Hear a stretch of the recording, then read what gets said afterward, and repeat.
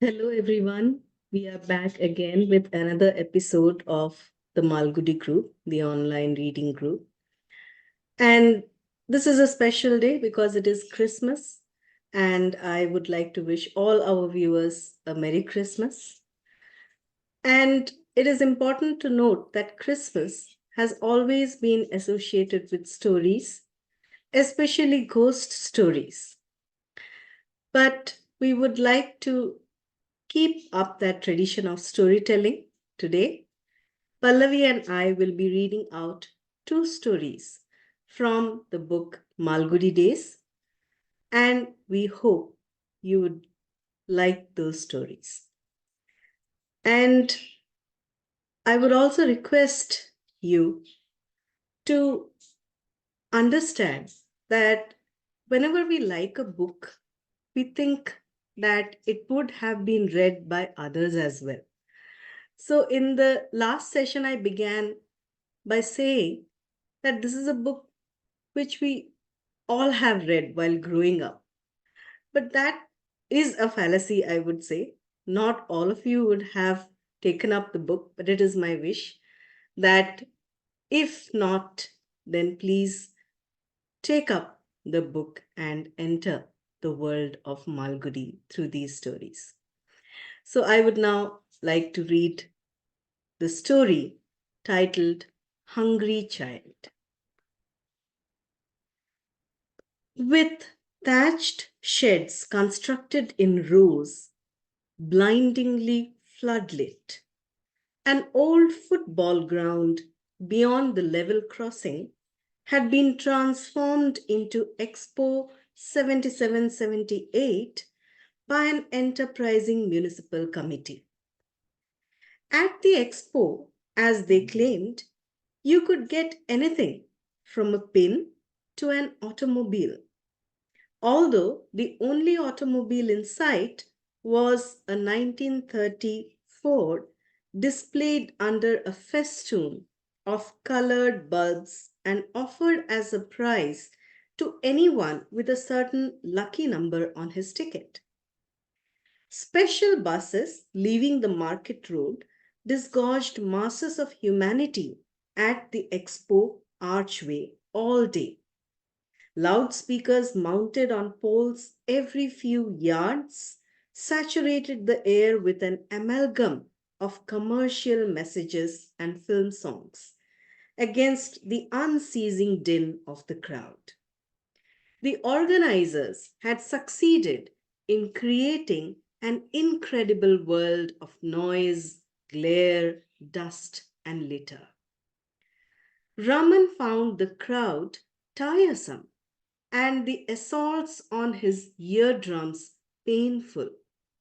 He wished that nature had provided the human ear with a flap to shut off noise. Oh, then how blissfully I could move about, untouched by that incessant ranting about Tiger brand underwear or that obscene film song conveying the heartache of some damn fool. He further reflected, I came here to escape boredom, but this is hell, a bedlam. He regretted the trip he had undertaken from the Ellerman Street, but he could not make up his mind to leave. The bustle and pandemonium seemed to take him out of himself, which relief he needed these days. He drifted along with the crowd, occasionally pausing to take a professional and critical look at a signboard or poster. The one that arrested his attention at the moment was a huge placard outside a stall depicting a woman who had the body of a fish from the waist down. He speculated how he would have dealt with this fish woman if he had had a chance to design this and other signboards. He would have imparted a touch of refinement to the expo and also minted money if only he had cared to seek their patronage. But he was in the grip of a deadly apathy. He saw no point in any sort of activity. For months he had not gone near his workshed, which proved a blessing to his rival, Jairaj of the market gate. Let him prosper, Raman reflected, although he has the artistic sense of a chimpanzee. He stared at the picture of the fish woman with a mixture of disgust and fascination, while the promoter of this show stood on a platform and appealed through a tin megaphone. Don't miss the chance to see this divine damsel, a celestial beauty living half sunk in water. Rare opportunity. Talk to her, ask her questions, and she will answer. What questions? Raman asked himself. Could he ask how she managed not to catch a cold, or what fabric was best suited to clothe her scaly body? While he was hesitating whether to go in or not, he heard over the babble the announcement. Boy of 5 calls himself Gopu, cries for his parents. Come at once to the central office and take him. For the fourth time, this message was coming through the loudspeakers. He pulled himself out of the spell cast by the fish woman, determined to go up and take a look at the lost child. Must know what sort of a child gets lost, what sort of parents are those that prove so careless, or have they willfully abandoned the child?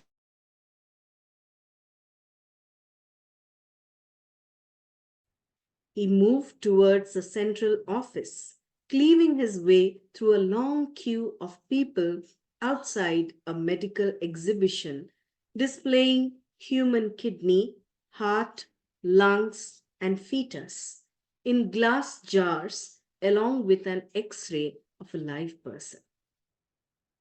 On the way, he noticed pink, gossamer like candy spinning out of a rotating trough on wheels and bought one.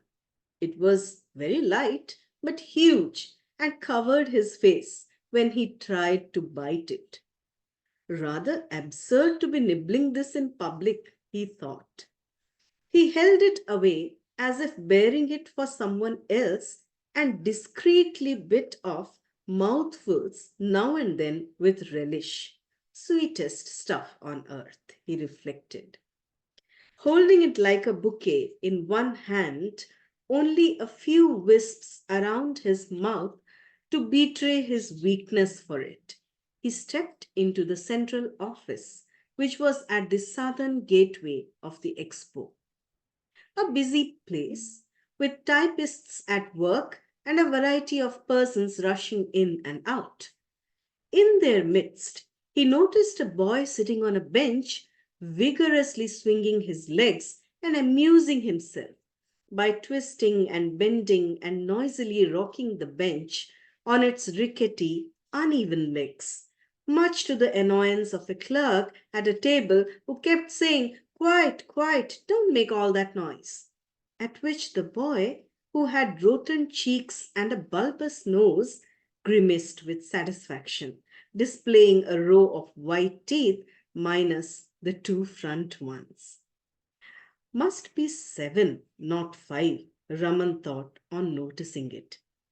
Raman held up to him the half eaten candy, at which the boy shot forward as if from a catapult, snatched it, and buried his face in its pink mass. Raman appreciated his gusto and patted his head. The grumpy office clerk looked up to ask, Are you taking him away? Yes, said Raman on a sudden impulse. The other thrust a register at him and said, Sign here. Raman signed illegibly as Loch Ness Monster. Why don't you people keep an eye on your children? Don't lose him again. It's a bother to keep such a boy here. Can't attend to any routine work. Now I'll have to stay here till midnight to clear my papers, said the clerk. You announced that he was crying? Oh, he's not the sort, but one has to say so. Otherwise, parents will never turn up until they are ready to go home, leaving it to us to keep watch over the little devils. It's a trick. Where is his mother? Over there, waiting outside, said Raman, and extended a hand which the boy readily clutched. They marched off and were soon lost in the crowd. While piloting the boy through, Raman kept turning over in his mind the word mother. It was tantalizing. How he wished he had a wife waiting outside. The grumpy clerk had somehow assumed that he had one. Naturally, Raman reflected, I look quite wife worthy. Nothing wrong with me, an outstanding original signboard painter with a satisfactory bank balance and an owner of property extending on the sands of Sarayu with a work shed. Apart from this adopted child, there was bound to be another, his own, inside Daisy. Who could say? Even at this moment, she might be wanting to send a desperate appeal. You have made me pregnant. And that would serve her right for being such a bigoted birth controller and busybody, as she fancied, always intruding into the privacy of every home in town or village, remonstrating with couples not to produce children. She had arrogated to herself too much, and what a fool he was to have trailed behind her. Not his fault, really. She had seduced him by asking him to blazon on every wall in the countryside her silly message, no more children, and forced him to travel and live with her in all sorts of lonely places. And how could the vows of virginity ever survive under such conditions? It would be the funniest irony of the century if, for all her precautions and theories, she became desperately, helplessly pregnant and sought his help. He felt tickled at the prospect and laughed to himself. The boy, clutching at his finger, now looked up and also grinned. Raman looked at his merry face and asked, Why do you laugh? I do not know, said the boy, and grinned again. It was difficult to progress through the crowd, especially with the boy's feet faltering and lagging at every eating stall in his route. Expo 77 had provided snacks and drinks at every stop. Mounds of green chilies, cucumber and tomato, vegetable bhajis, wafer like appalam sizzling in oil and expanding like the full moon before your eyes, or fresh golden jalebis out of the frying pan. Not to mention scores of other delicacies, enticing passers by both by sight and smell. Raman felt a surge of compassion for the child who had taken to him so spontaneously. Do you like to eat? He asked. Yes, said the boy promptly and pointed at a cotton candy trolley. Raman was afraid to let go of the boy's finger for fear he might get lost again and left him to use the other hand for gesticulating or eating. Soon the boy buried his face in the crimson floral mass and lost interest in the other sides of the exhibition. When it was finished, Raman asked, Ice cream? The boy nodded appreciatively, and Raman bought 2 cones of chocolate ice cream and kept the boy company. Raman forgot for the moment his own travail, the gloom and boredom which had seized him, making existence a dreary circle of morning, noon, and night. He asked himself as he watched the boy, Why am I happy to find him happy? Who is he? Perhaps my child in our last incarnation. He wondered in what other way he could make the child happy. Do you want to ride on that wheel? He asked, pointing at the giant wheel which groaned and whined and carried one sky high. Of course, the boy welcomed the idea. Raman pushed the boy along towards the wheel and took his seat in the cradle, holding the boy at his side. Good way to keep him from eating, Raman thought. He was getting concerned with the boy's health. Should he complain of stomach ache, he would never forgive himself for overfeeding him. As he sat waiting to be whirled up on the giant wheel, he had enough time to reflect on the situation which was developing. This child didn't seem to bother about his parents. Perhaps an orphan who had strayed into the exhibition grounds? But how nice to think he was not going to be an orphan anymore. He would train him to address him as daddy or appa. As the giant wheel went up gradually, his thoughts too soared. The boy clutched his arms tightly. Raman murmured, "Don't be afraid, I'm here. Enjoy yourself." If people questioned him, "Who is this child?" he would reply, "My son. Do you remember Daisy?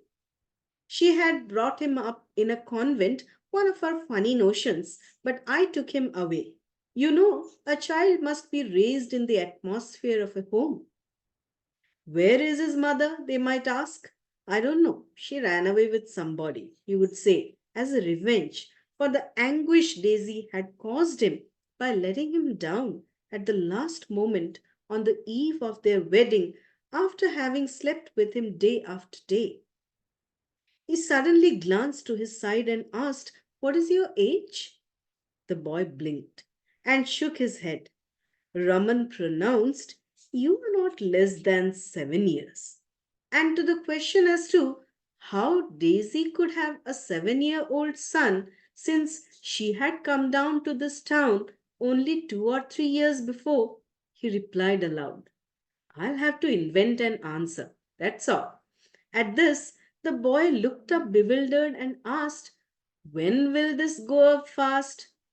Raman felt he would be quite content to stay here and not go up higher as he feared it might make him uncomfortable. But the boy was evidently becoming impatient. In order to divert his attention, he engaged him in conversation.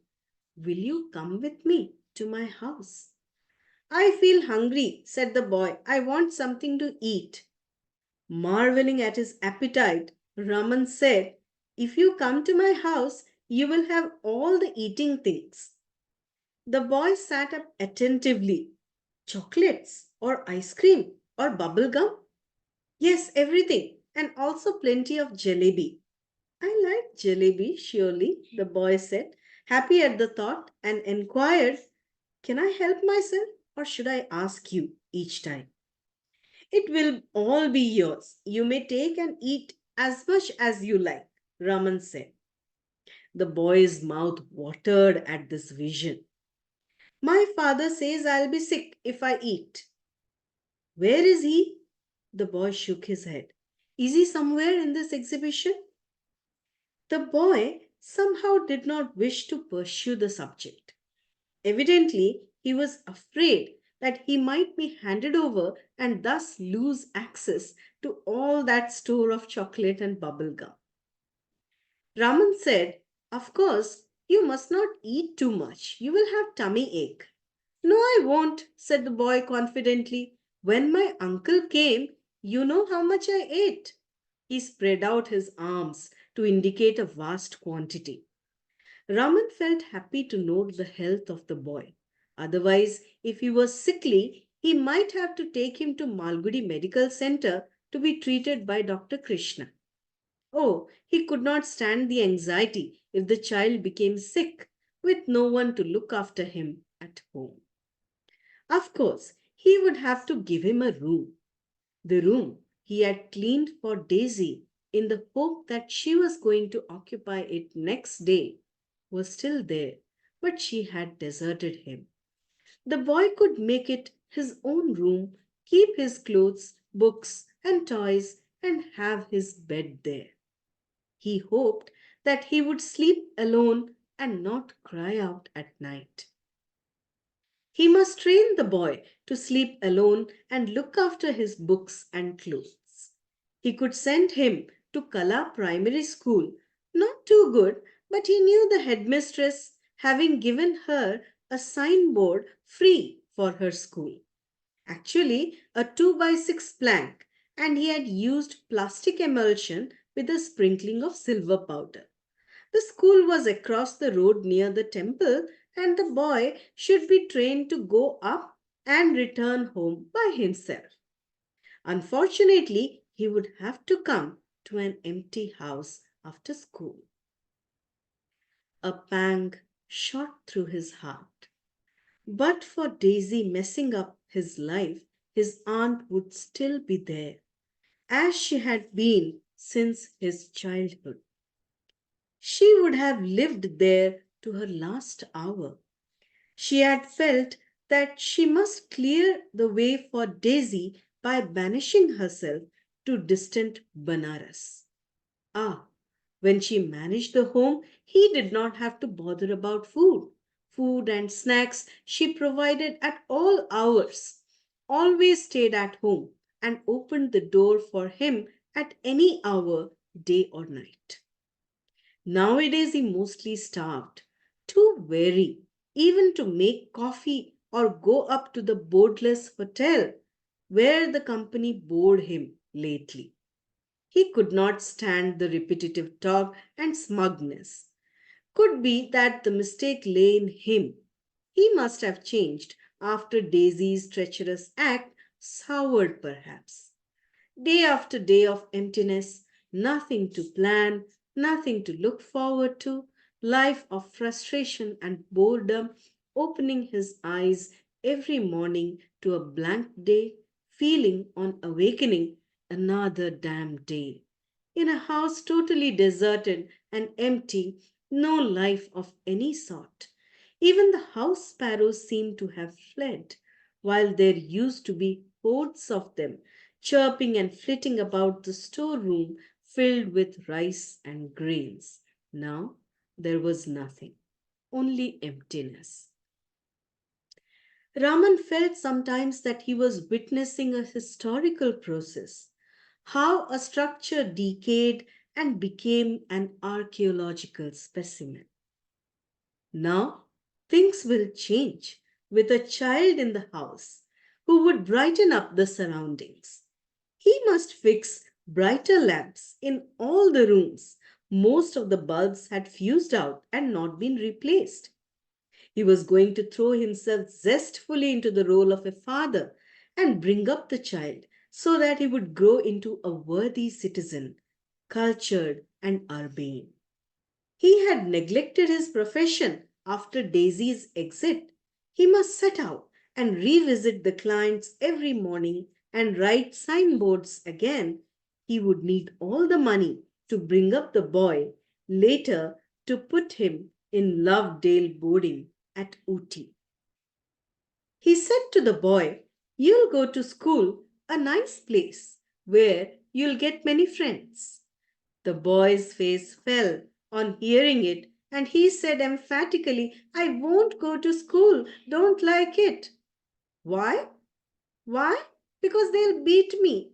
Raman tried to argue him out of his fear, but the boy was adamant and was in tears as he repeated, "No school, no school." "All right, you don't have to go to school. Come with me and eat chocolates," Raman said soothingly, making a mental note to stop by Chettiar stores and buy sweets. "It will take time. I must not rush him," he told himself. "By easy stages, I'll persuade him. I remember how I hated school myself." After the giant wheel, the boy wanted a ride in a toy train circling the grounds. When it stopped after one round, the boy refused to leave his seat but demanded another round and another. He had had 4 excursions but would not get off the train. Raman too enjoyed the thrill of the ride and could forget Daisy for the time being. After the train ride and more eating, Raman realized, thanks to the boy, he had also been gorging himself, though he had had nothing to eat since the morning. Now he felt cheerful. The boy's company has been a tonic to me, revived me, he reflected. How much more it was going to mean when he came to live with him. Except for his working hours, Raman would devote all his time to keeping the boy company. He must buy some storybooks and read them to him regularly. Tell him the story of Ramayana. When the boy halted his steps at a stand where some gigantic bondas were being lifted out of a deep frying pan, Raman said resolutely, "No, my boy," fearing that the boy might start vomiting if he sent anything more down his throat. He himself was beginning to feel an uncomfortable rumbling inside. Instead of buying bondas, he took him to watch some shows. A parrot performing miniature circus feats, a dog picking out playing cards, a motorcyclist's daredevil ride within a dome. The boy shrieked in excitement. The boy exhibited, when he had a chance, signs of mischief. He toppled flower pots, tore off posters, performed an occasional somersault wherever he found a little free space, splashed water from fountains, particularly on passing children. He also wrenched himself free and dashed forward to trip up any other boy of his age or tug at the pigtail of a girl. He picked up pebbles and aimed them at light bulbs. Raman held him in check, no doubt, but secretly enjoyed his antics. Raman felt nervous while standing in a queue with the boy, since no one could foresee what he would do at the back of a person ahead. Raman admired the little fellow's devilry and versatility, but held him in check, more to prevent his being thrashed by others. He told himself, normal high spirits, it will be canalized when he is put in school. In our country, we don't know how to handle children without impairing their development. They were now near a merry-go-round. "I want to ride that horse," the boy declared as he noticed other children seated on caparisoned horses. Raman was wondering how safe it would be to send him flying alone, since he did not wish to go on a ride. He said, "You have been on that giant wheel. It is the same thing." "No," said the boy, stamping on his foot. "I want to ride that horse." Raman did not know how to handle the situation. He tried to divert his attention by suggesting something to eat or drink, although he knew it would not be safe. The boy merely said, "Yes, after the horse ride." "Ah, they are showing a movie there. Let us see it," Raman cried with sudden enthusiasm. The boy briefly turned in the direction indicated, seeing only a thick wall of backs hiding his view, and shook his head. Raman said, "I lift you so high you will be able to see better than others." The boy persisted, "I want to go on that horse." Without a word, Raman hoisted him on his shoulder and moved towards the screen, saying, "Yes, yes, later. Now, a lot of tigers and monkeys in that movie. See them first, or they will be gone soon." The boy was heavy, and his muddy, unshod feet were soiling Raman's clothes, and he was also kicking in protest.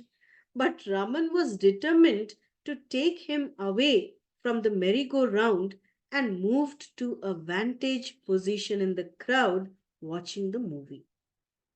He panted with the effort to move with that load on his shoulder.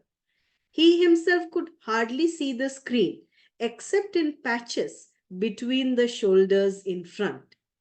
He couldn't guess what the movie was, but hoped there would be a tiger and a monkey in it as promised by him. The child should not lose trust in him and think he was a liar. What do you see? He asked the boy. From his eminence, he replied, No, monkey. A man is kicking a ball. Get me a ball. Yes, yes, I'll buy you one, said Raman. We will buy it when we leave. He had seen a shop choked with plastic goods and rubber balls, though he could not recollect exactly where. He would investigate and buy a couple of balls, one to be kept in reserve in case the other was lost. His whole frame vibrated as the boy, spotting someone from his height, suddenly let out a thundering shout. Amma! He wriggled, freed himself, and slid down from Raman's shoulder, shot along through the crowd, and reached a group resting on a patch of grass beside the life insurance stall, the only quiet spot in the exhibition. Raman followed him. In the center of the group was a man, tall and hefty, perhaps a peasant from a village, a middle aged woman in a brown sari, and two girls. Packages and shopping bags lying about on the ground indicated that they were on an excursion and would return to their village by bus at night. The boy flew like an arrow into their midst. They got up and surrounded him and fired questions at him over the general hubbub of the exhibition. Raman could hear the hefty man's voice booming. Where have you been, you rascal? We have missed the bus on account of you. And then he saw him twist the boy's ear and slap him.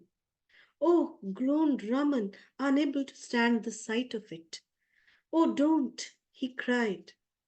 Before the man could repeat the dose, the boy's mother, with shrill protests, drew him away and warded off the second blow the man was aiming.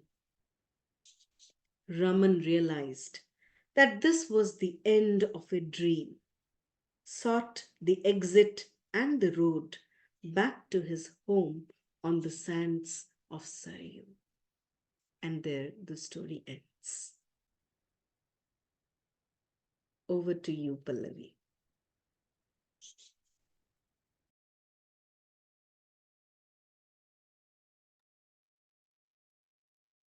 Hello, everyone. So, I would be reading the very first story of the second part, The Lawley Road. So, let's begin it. It goes like the talkative man said, for years, people were not aware of the existence of a municipality in Malgudi. The town was none the worse for it. Diseases, if they started, ran their course and disappeared. For even diseases must end someday. Dust and rubbish were blown away by the wind out of sight. Drains ebbed and flowed and generally looked after themselves. The municipality kept itself in the background and remained so till the country got its independence on the 15th of August 1947. History holds few records of such jubilation, as was witnessed on that day from the Himalayas to Cape Comorin. Our municipal council caught the inspiration. They swept the streets, cleaned the drains, and hoisted flags all over the place. Their hearts warmed up when a procession with flags and music passed through their streets. The municipal chairman looked down benignly from his balcony, muttering, We have done our bit for this great occasion. I believe one or two members of the council who were with him saw tears in his eyes. He was a man who had done well for himself as a supplier of blankets to the army during the war, later spending a great deal of his gains in securing the chairmanship. That's an epic by itself and does not concern us now. My present story is different.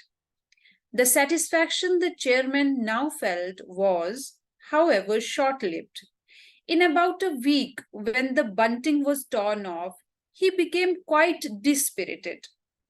I used to visit him almost every day, trying to make a living out of news reports to an upcountry paper which paid me 2 rupees for every inch of published news. Every month, I could measure out about 10 inches of news in that paper, which was mostly a somewhat idealized account of municipal affairs. This made me a great favorite there. I walked in and out of the municipal chairman's office constantly. Now he looked so unhappy that I was forced to ask, "What is wrong, Mr. Chairman?" "I feel we have not done enough," he replied. "Enough of what?" I asked. "Nothing to mark off the great event." He sat brooding and then announced, "Come what may, I am going to do something great."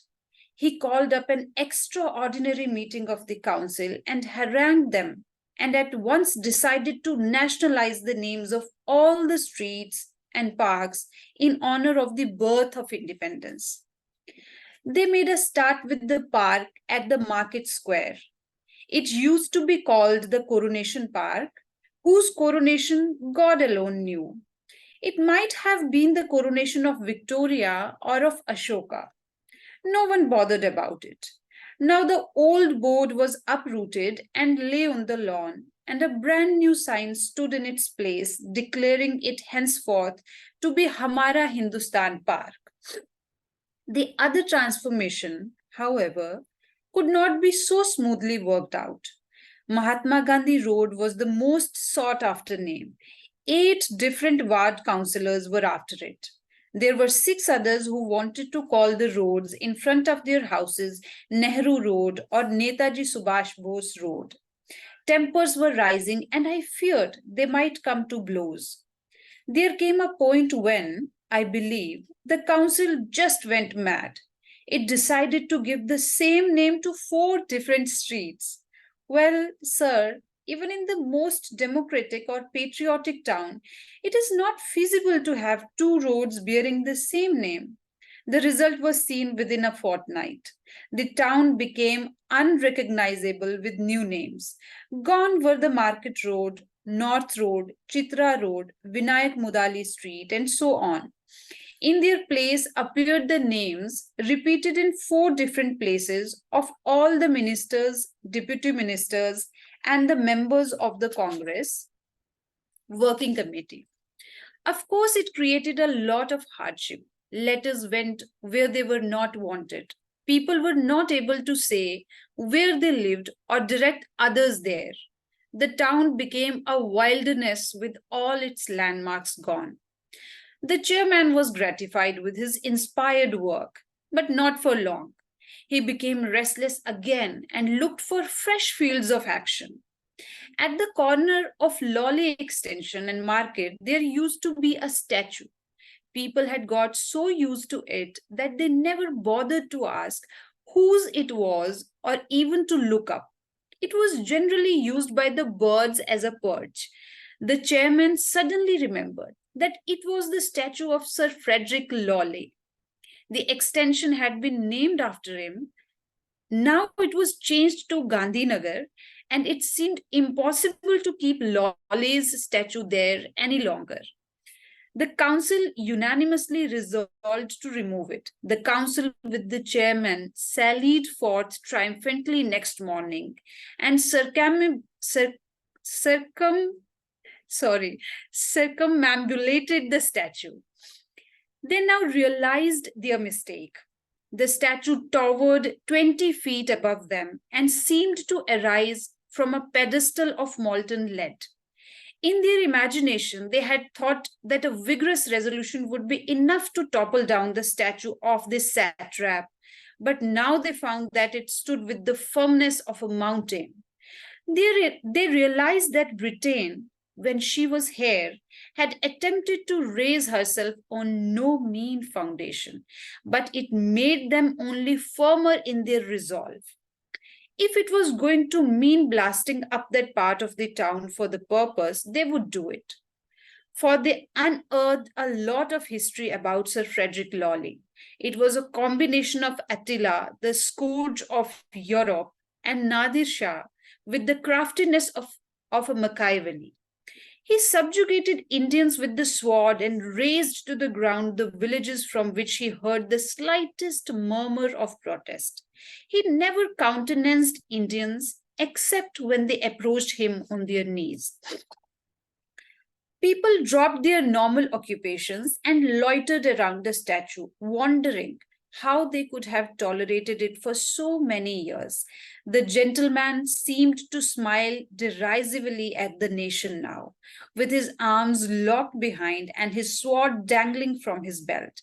There could be no doubt that he must have been the worst tyrant imaginable. The true picture, with breeches and wig and white waistcoat, and that hard, determined look of all that has been hatefully familiar in the British period of Indian history. They shuddered when they thought of the fate of their ancestors who had to bear the tyrannies of this man. Next, the municipality called for tenders. A dozen contractors sent in their estimates, the lowest standing at 50,000 rupees for removing the statue and carting it to the municipal office, where they were already worried about the housing of it. The chairman thought it over and told me, "Why don't you take it yourself? I will give you the statue free if you do not charge us anything for removing it." I had thought till then that only my municipal friends were mad. But now I found I could be just as mad as they. I began to calculate the whole affair as a pure investment. Suppose it cost me 5,000 rupees to dislodge and move the statue. I knew the contractors were overestimating, and I sold it as a metal for 6,000. About 3 tons of metal might fetch anything. Or I could probably sell it to the British Museum or Westminster Abbey. I saw myself throwing up the upcountry paper job. The council had no difficulty in passing a resolution permitting me to take the statue away. I made elaborate arrangements for the task. I borrowed money from my father in law, promising him a fantastic rate of interest. I recruited a team of 50 coolies to hack the pedestal. I stood over them like a slave driver and kept shouting instructions. They put down their implements at 6 in the evening and returned to their attack early next day. They were specially recruited from Kopal, where the men's limbs were hardened by generations of tea cutting in Mempi forest. We hacked for 10 days. No doubt we succeeded in chipping the pedestal here and there, but that was all. The statue showed no signs of moving. At this rate, I feared I might become bankrupt in a fortnight. I received permission from the district magistrate to acquire a few sticks of dynamite, cordoned off the area, and lighted the fuse. I brought down the knight from his pedestal without injuring any limb. Then it took me 3 days to reach the house with my booty. It was stretched out on a specially designed carriage drawn by several bullocks. The confusion brought about by my passage along Market Road, the crowd that followed uttering jokes, the incessant shouting and instructions I had to be giving, the blinding heat of the day, Sir F's carriage coming to a halt at every inconvenient spot and angle, moving neither forwards nor backwards, holding up the traffic on all sides, and darkness coming on suddenly with the statue nowhere near my home. All this was a nightmare I wished to pass over. I mounted guard over him on the roadside at night as he lay on his back staring at the stars. I felt sorry for him and said, "Well, this is what you get for being such a haughty imperialist. It never pays." In due course, he was safely lodged in my small house. His head and shoulders were in my front hall, and the rest of him stretched out into the street through the doorway. It was an obliging community there at Kabir Lane, and nobody minded this obstruction. The municipal council passed a resolution thanking me for my services. I wired this news to my paper, tacking onto it a 10-inch story about the statue. A week later, the chairman came to my house in a state of agitation. I seated him on the chest of the tyrant. He said, I have bad news for you. I wish you had not sent up that news item about the statue. See these. He held out a sheaf of telegrams. They were from every kind of historical society in India, all protesting against the removal of the statue. We had all been misled about Sir F. All the present history pertained to a different Lawley of the time of Warren Hastings. This Frederick Lawley of the statue was a military governor who had settled down here after the mutiny. He cleared the jungles and almost built the town of Malgudi. He established here the first cooperative society for the whole of India and the first canal system by which thousands of acres of land were irrigated from the Saryu, which had been dissipating itself till then. He established this, he established that, and he died in the great Saryu floods while attempting to save the lives of villagers living on its banks. He was the first Englishman to advise the British Parliament to involve more and more Indians in all Indian affairs. In one of his dispatches, he was said to have declared, Britain must quit India someday for her own good. The chairman said, the government have ordered us to reinstate the statue. Impossible, I cried. This is my statue and I will keep it. I like to collect statues of national heroes. This heroic sentiment impressed no one. Within a week, all the newspapers in the country were full of Sir Frederick Lawley. The public caught the enthusiasm. They paraded in front of my house, shouting slogans. They demanded the statue back. I offered to abandon it if the municipality at least paid my expenses in bringing it here. The public viewed me as their enemy.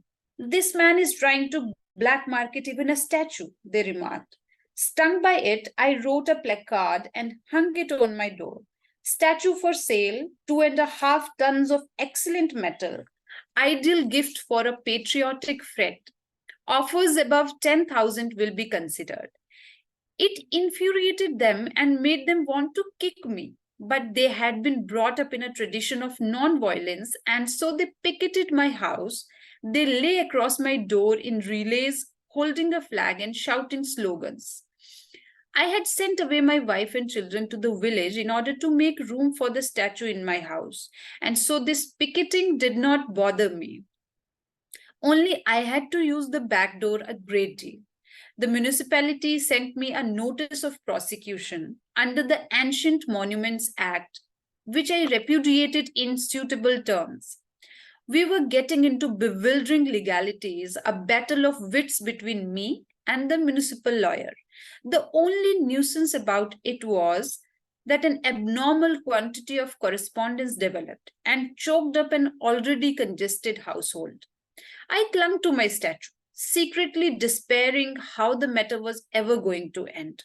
I longed to be able to stretch myself fully in my own house. 6 months later, relief came. The government demanded a report from the municipality on the question of the statue, and this, together with other lapses on the part of the municipality, made them want to know why the existing council should not be dissolved and re-elections ordered. I called on the chairman and said, you will have to do something grand now. Why not acquire my house as a national trust? Why should I? He asked. Because, I said, Sir F is there. You will never be able to cart him to his old place. It will be a waste of public money.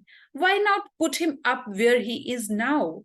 He has stayed in the other place too long. I am prepared to give you my house for a reasonable price. But our funds don't permit it, he wailed. I'm sure you have enough funds of your own. Why should you depend on the municipal funds? It will indeed be a grand gesture on your part, unique in India. I suggested he ought to relieve himself of some of his old blanket gains. After all, how much more you will have to spend if you have to fight another election? It appealed to him. We arrive at a figure.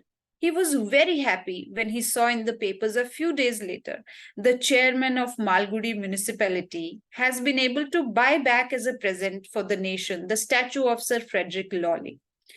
He proposed to install it in a newly acquired property, which is shortly to be converted into a park. The municipal council have resolved that Kabir Lane shall be changed to Lawley Road. So this was all about this story, the Lawley Road. An interesting story indeed. And I'm glad you chose to read this story, because now, it is the air holds some humor, and humor is a very important feature of almost all of R.K. Narayan's stories. Okay. Though they speak about the darker shades of being human, but then even amidst those darker shades, we have these shafts of humor that lighten up the tone of almost all his stories. So, here today we will not be talking about the stories. Today was only just reading out the stories, and it is for the viewers to feel why Narayan's stories are so engaging, because when we were reading it, I'm sure even Pallavi felt the same. I felt as if I was inhabiting that story. And that kind of a feeling emerges when you read R.K. Narayan. Also, So the tradition of reading stories together is lost now, but I felt really good while reading it together and while reading it to our audience.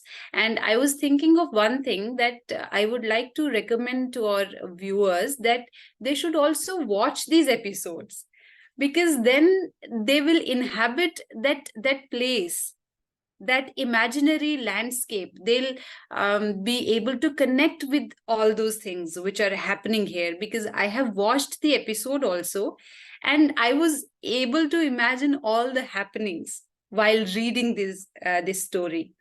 So it will be more fun, and more, it will give more pleasure to our viewers if they watch the episodes. definitely, Pallavi. And even when you say this, that familiar tune comes to my mind. Right, right. So that was Also, ma'am, yes, the geographical aspect of it is the major thing, I feel.